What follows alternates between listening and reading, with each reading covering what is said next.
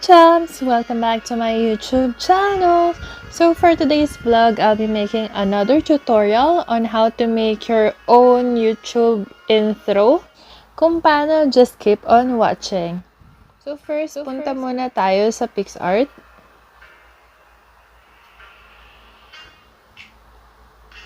And then select a photo.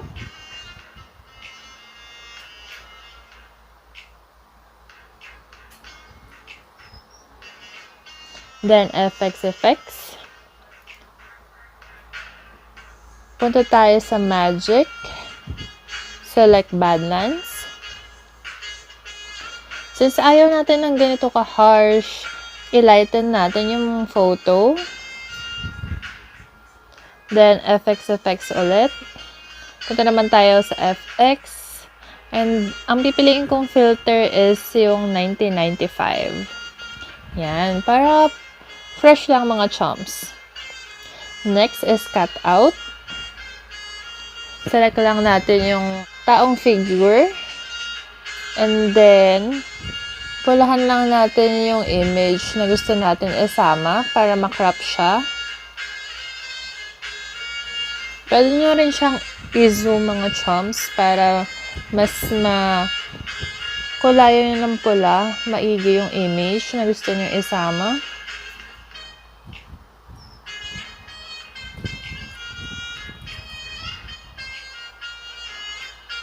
Yan, highlight lang natin yung mga gusto nating isama.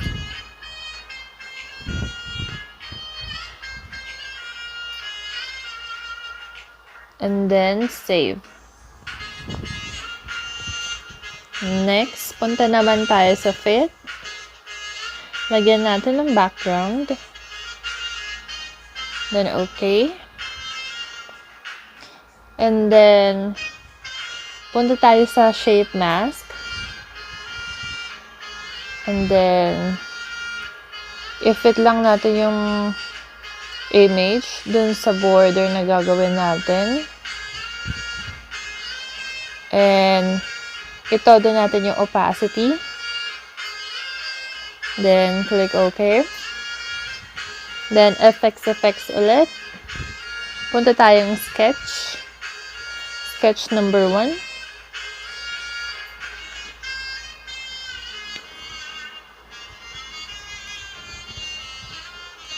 Tapos, lagyan natin ng kulay yung outline ng ating face.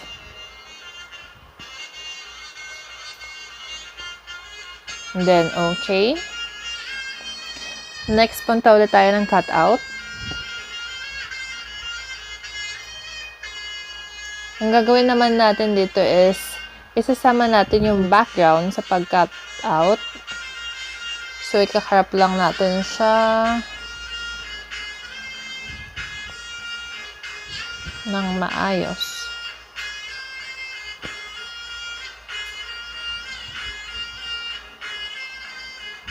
Huwag kayong mag-alala mga chums kasi later on, kahit hindi siya ganun ka-polished, di naman na siya mahalata. And gagamit din naman tayo ng tool for shape crop. Kaya, no worries mga chums. Hindi rin naman masasama yung mga unwanted lines or areas.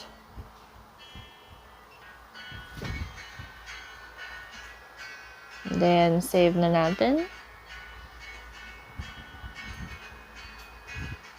Save. Done. Next, para naman sa background ng ating gagawing intro, punta lang tayo sa backgrounds. Then, ito yung gusto kong background ng aking intro.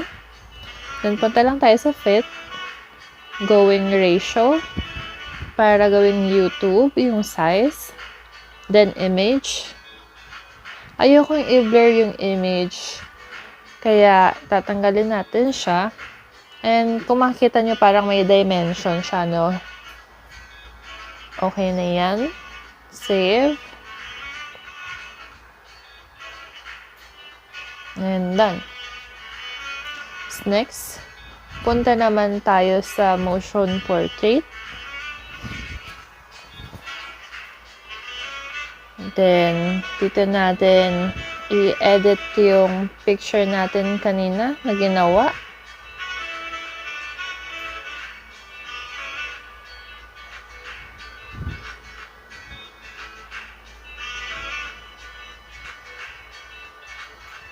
And nga pala dito sa app na ito, kailangan natin ayusin yung eyes and then yung mouth kasi yun yung gagalaw.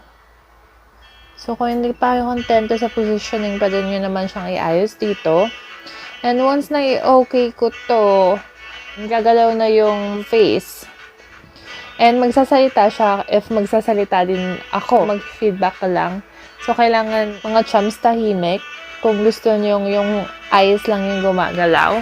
Kung gusto nyo naman kasama yung bibig, okay lang din naman. Pero sa case ko kasi gusto ko is yung mata lang. I-okay ko na to. And press the camera button para mag-record siya.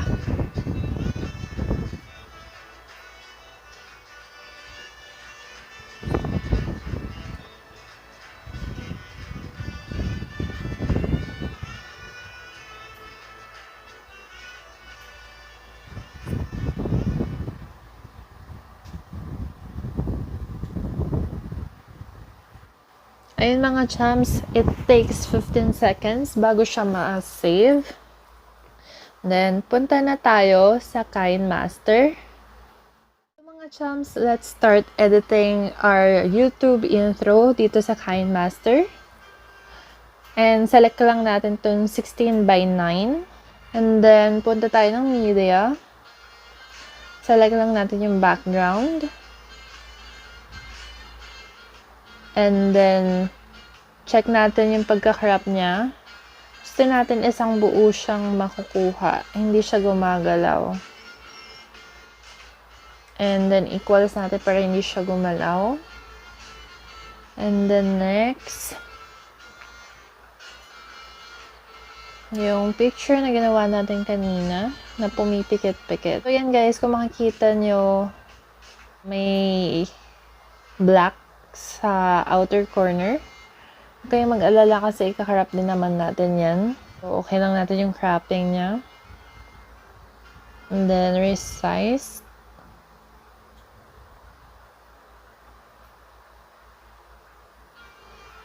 And then, okay.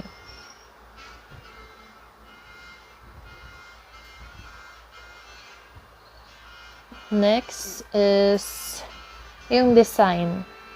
Punta lang tayo sa overlay, welcome spring. Then, piliin natin tong Sakura design.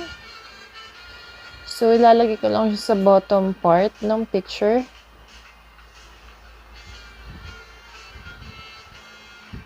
Okay. Another one para sa kabilang side.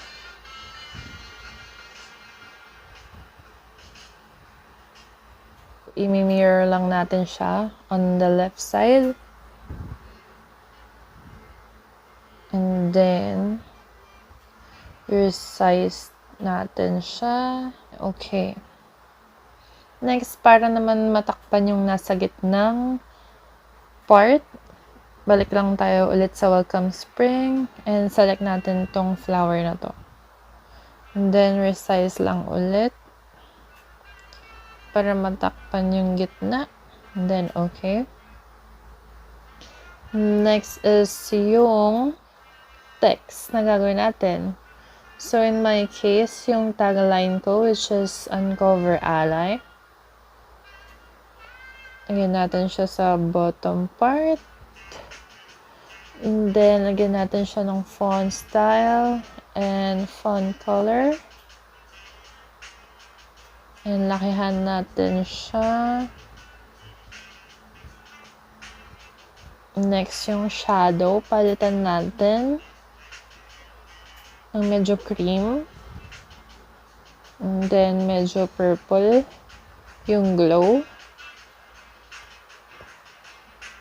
And then, yung in animation niya is pop.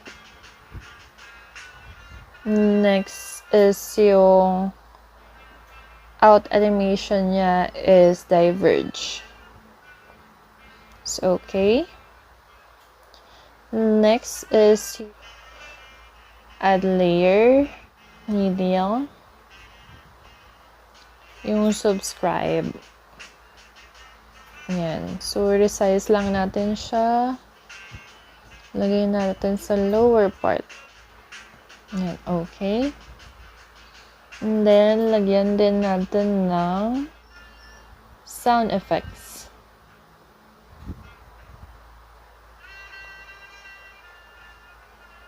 Next, lagyan natin ng music background, yung buong intro. And we're done. So, I hope you learned a thing or two. Kindly like, share, and subscribe to my YouTube channel. Thank you for watching. See you on my next vlog.